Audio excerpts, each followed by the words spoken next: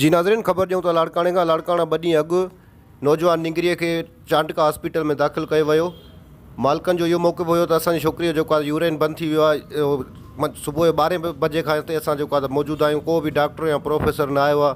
असांजी जेको आहे छोकिरी रड़ियूं थी करे ऐं तड़फ़े थी, ऐं मीडिया जी मौजूदगीअ में इन जेको आहे छोकिरी जेको आहे रड़ियूं कयूं, कुकूं करे जेको आहे हिन पंहिंजो जेको आहे हिते चांटका में साहु ॾिनो।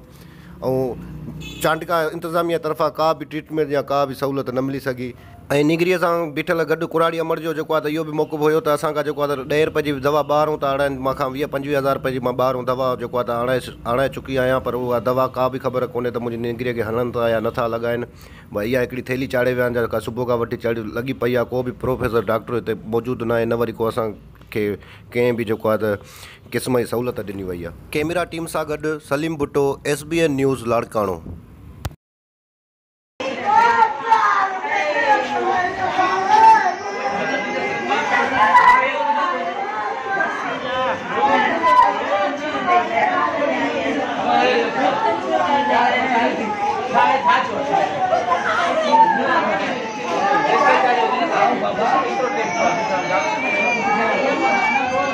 Gracias.